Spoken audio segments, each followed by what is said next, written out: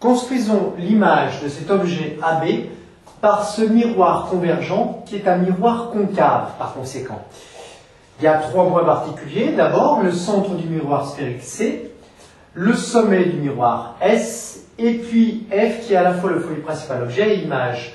On sait en termes de distance que la distance CF est la moitié de la distance CS. On a placé un objet AB ici. Premier rayon, un rayon issu du point B qui arrive parallèlement à l'axe optique, va être réfléchi en passant par le foyer F. Donc ça, c'est la première chose. Ensuite, eh bien, le deuxième rayon, un rayon qui passe ici, effectivement, par le foyer objet, ressort parallèlement, est réfléchi, parallèlement à l'axe optique.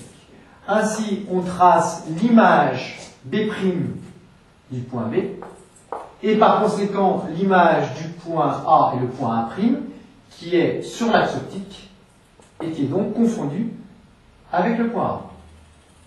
Qu'est-ce que ça signifie? Eh bien que A'B' est le symétrique de AB par rapport à l'axe optique, autrement dit que A'B' a exactement la même taille que l'objet AB.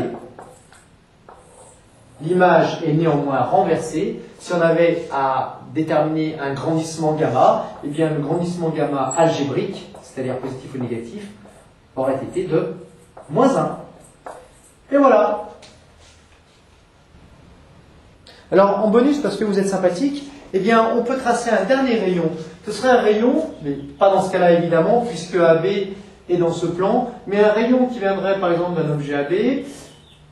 Ici, un rayon qui passe par C, eh bien, naturellement, on voit que ce rayon qui passe par C serait réfléchi en repassant lui-même par C, tout simplement, parce que C, c'est le centre du miroir sphérique. Donc, à ce moment-là, ce rayon frapperait le miroir sphérique avec un angle d'incidence I égale 0 par rapport à la normale, toujours. Donc, l'angle de réflexion serait également égal à 0, comme dans le cas des miroirs plans, évidemment, ça n'a pas changé.